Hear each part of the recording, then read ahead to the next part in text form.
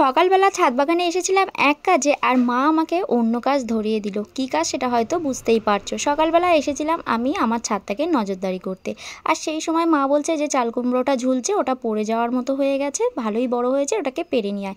তো আমি মার কথা মতো পেরে নিয়েছি, আর এদিকে যে গাছগুলো হেলে পড়েছিল সেই গাছটা আমি ট্যাঙ্কের উপরে তুলে দিয়েছি। জানো তো, আগে আমি কোনো সবজি খেতাম না, তবে এখন কিন্তু আমি সমস্ত রকম সবজি খাই। তবে হ্যাঁ, এখন কিন্তু নিজের হাতে লাগানো গাছে যখন সবজি হয় বা যাই হোক, সেটা পেরে খাওয়ার মজাই আলাদা। তো যাই হোক, এইদিকে আমার হয়ে গেছে, সমস্ত ঝাড় দিয়ে নিলাম আমি ছাদটাকে। আর এখন কিন্তু এই গাছগুলোকে সরিয়ে এখানটাও ঝাড় দেবো। এটা কিন্তু একটা হ্যাঙ্গিং গাছ, যেটা দেখতে খুবই সুন্দর। ছোট্ট কিছুটা ডাল দিয়েছিল, সেখান থেকে কাটিং করেছি। জানো তো, এই বছরে বর্ষাকালে না আমি অনেক রকম গাছের ডাল থেকে কাটিং করেছি। এই যে গাছগুলো দেখছিল সবগুলো কিন্তু আমার এই বছরের কালেকশান। আর এই যে দেখতে পাচ্ছ এই সামনে, এটা হচ্ছে কিন্তু মাধবীলতা।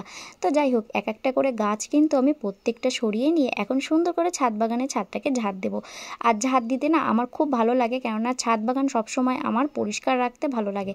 তো যাই হোক, এদিকে দেখো আমার ছাদ বাগানে আজকে নীল একটা জবা ফুটেছে, তার সাথে কিন্তু দেখো রাস্তার যে জবা রয়েছে, জবা না সরি, এটা হচ্ছে একটা ভিঙ্গরাজ ফুল। তো যাই হোক, এটা খানিকটা সূর্যমুখীর মতো দেখতে। এটা কিন্তু আমি গাছটা লাগিয়েছি, গাছটা দেখো কতটা বড় হয়ে গেছে। আর তার সাথে এই যে পদ্ম ফুটেছে। তো যাই হোক, এই কাজগুলো কমপ্লিট হয়ে গেছে, ছাদটা দেখতেও বেশ কিন্তু সুন্দর লাগছে।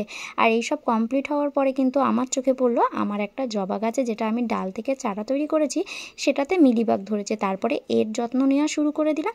তো যাই হোক, ভিডিওটা কেমন লাগলো জানিয়ে দেখাচ্ছে নেক্সট ভিডিওতে। ভালো লাগলে একটা লাইক আর একটা ফলো করে পাশে থেকো। আজ আসি, টাটা।